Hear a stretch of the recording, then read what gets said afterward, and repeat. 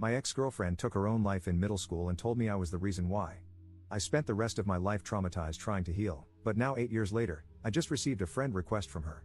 Posted by you/the_drunken_otter. In 8th grade, I, 21M, met this girl, North. She was in my band class, and the two of us hit it off. I asked her out on a movie date, and from there, we became boyfriend and girlfriend. She was my first girlfriend, and things were going alright, until her dad got a new job across the country in California. North moved away, but we decided to try long-distance dating through our freshman year. We were not built for long-distance dating. I couldn't protect her from bullies, hug her when she was crying, or tell her it was going to be alright when she told me about her depression. We got into arguments about God knows what but decided to keep the relationship going because her dad was trying to transfer back closer to our hometown. That was until she stopped texting me around Christmas, and her sister sent me a funeral program and asked me to come to California. North's sister told me that she had taken her own life because the bullying had become too much and that I wasn't there for her when she needed me.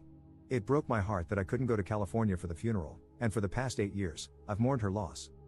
I spent my entire high school career trying to rebuild myself from all the damage. I went to meetings for people who had lost family members and loved ones. I went to therapy for 4 years to help process the loss. I had to learn how to become dependable because I didn't want it to happen again. And after working on myself for 4 years, I asked out one of my classmates, Lucy. We started dating at the tail end of our senior year and are about to celebrate our 4-year anniversary in April. Last night, I got a notification from Facebook saying that I had a new friend request. I opened the app and found out that it was from North. She looks older, but there's no denying it, it's her. There are pictures of her as an adult with her fiancé and her newborn daughter. I spent 8 years of my life believing that she was dead, but here she is, with undeniable proof that she has been living a great life without me. My stomach is in knots, my heart is sinking to the ground, and my mind is racing, trying to figure out what happened and what I should do. Do I accept the friend request? Do I ignore it and try to move on? I feel completely lost, and it feels like my entire life has been a lie. I've spent the entire night looking at pictures of her and her family, floored that she would do this to me. Relevant comments. Commenter. That is wild, I'm sorry to hear that. Have you ever Googled her name in those 8 years, and did nothing about her ever come up? Did you follow her on any social media when you were together, and did all those accounts simply stop updating? Did those accounts have an in memoriam post or anything like that? Ops response. She's always been coming and going with social media. She'd make an account, stop posting for 6 months, then make a new one whenever she wanted to restart. I have tried Googling her, but she shares a name with a UCLA professor, so UCLA is the only thing that comes up after miles of scrolling. Commenter 2. So, I don't know if it's the healthiest option, but I would 100% want closure. Accept the friend request and send her a message saying how happy you are to see that she's alive since you were under the impression she had committed suicide. How thankful you are that it was a lie and that you're happy she's clearly in a better place. Do not accuse her of anything. If you feel inclined, let her know that her death led to you dedicating a part of your life to being the person you felt she needed at the time. Let her apologize if she does, don't feel inclined to accept it, and feel free to let her know that she caused a lot of hurt. I wouldn't engage beyond finding closure, and I 100% would block her after getting it. Ops response. I do want closure, but I don't want to chase it with how stirred up I am right now. I don't know if I'm happy that North is alive. Don't get me wrong, I don't wish death upon her, but I feel upset that she would do that. I dedicated a third of my life to her, and now that dedication feels like it's been ripped from underneath me. A part of me is happy that she's alive, but I'm also angry, devastated, and heartbroken that I wasn't the person she could simply talk to, that I was such a little crap that it was easier to fake her death than to break up with me. But so much has changed for me because of this. I'm happy with how my life is turning out, but so much of that came from wanting to do right by her memory. And now it's just, I don't know what it is, but I know it sucks. Update same day. Thank you to all who have responded. I want to get to each and every one of you, but for now, I hope this update will do. For now, I have decided to wait until Lucy gets home from work before I make any decision on whether or not to accept the friend request. I want to know what she thinks, and I can always depend on her to keep me level-headed. But until then, I just kinda want to sort out my feelings. I remember the day I found out about North's supposed death.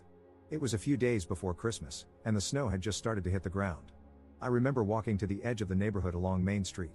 I sat on the sidewalk, watching the cars, thinking about how, if I walked onto the road, they wouldn't be able to stop. I was sitting there on the sidewalk, contemplating for what felt like hours. It was there that I decided I wanted to keep living. It was the most important choice of my life. But now that choice feels hollow. It feels meaningless. Every decision I've made since then has come from that choice I made 8 years ago, and now it feels empty and without promise. I'll keep you guys updated on what Lucy and I decide. Please don't think for a second that I plan to do anything drastic, I really don't, and I want to keep making that choice to live. But for now, I just need to figure out my meaning. Second update 2 days later. I accepted the friend request. After Lucy and I talked about it, we agreed that the possibility of getting some sort of closure would be worth it. So I accepted the friend request and sent out a text saying hello. About half an hour later, I received a notification that North had responded. We started talking a bit, discussing how our lives had been. Turns out, she and her fiancé were in town visiting family, and it made her think about all the hurt she had caused me. She said she wouldn't feel comfortable moving on with her relationship without knowing if I was okay. She tried to apologize, saying that we were dumb kids and that it seemed easier to ghost me instead of breaking up with me. She told me all about how, in some messed up teenage way, she thought that giving me an explanation for her ghosting me would make it easier for me to move on, so she and her sister concocted the whole story. I told her about the years of therapy, the years of loneliness, and how guilty I felt when I started dating again. I told her how I used to think she was the one for me, even through the nights of arguing, and that she had hurt me more than if she had just thrown me away. And I told her that, in some weird way, I'm thankful to her. Her death changed me for the better, and I would not be the man I am today if it weren't for her. I then texted, having said that, I will not accept your apology. It's a shallow attempt to free your guilty conscience before you get married. If you were really sorry, you would have said something sooner, you would have apologized sooner, or you wouldn't have done it at all. You took the coward's way out, and I do not forgive cowards. She said she understood but hoped that one day I could move past the hurt she caused me and find it in my heart to forgive her. I took screenshots of the whole conversation and sent them to her fiancé. I don't know if he knows the story between me and her, but now he has enough of an idea that they can start that conversation. I hope they figure out how to move past it. After all, they look very happy together, and the mistakes of a teenager shouldn't affect her current life. However, I'd be lying if I said there wasn't a part of me hoping it crashes and burns. I know this is not the update some of you wanted. Some of you really wanted me to bully my way through the conversation or play mind games to mess with her. But that is not who I am, nor is it who I want to be. On the bright side, I can now truly move on from the relationship that cost me 8 years of my life and put the whole story of North behind me. Thank you to everyone who helped me find the courage to face this head on, thank you to everyone who sent kind words, and thank you to the guy who DM'd me the number for the sewer slide hotline. I won't need it for the foreseeable future, but I appreciate it nonetheless. Notable comments. Commenter. All of that seems just so unnecessary.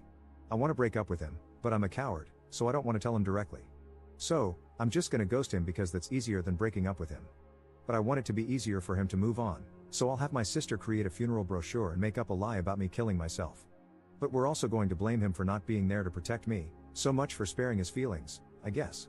I'm also going to invite him to my non-existent funeral, and phew, thank God he didn't try to come at all, that would have been really awkward. Commenter 2. There is 0% chance that the intent was to make it easier for him to let her go. It was to hurt him because she was mad at him. She was mad that he could not be physically present. That's why her sister said she killed herself, because he couldn't be there for her. Her coming forward and apologizing was an act of self-preservation. She was visiting her hometown with her fiancé, and if they ran into each other, it would cause quite a scene. She needed to make sure she smoothed things over before that could happen. She is a malignant soul.